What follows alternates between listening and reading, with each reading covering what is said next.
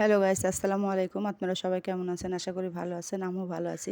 আজকে আমি ইটে মাছের পাতলা ঝোল করব। এর জন্য আমি এখানে নিয়ে সরিষার তেল দিয়ে দিয়েছি।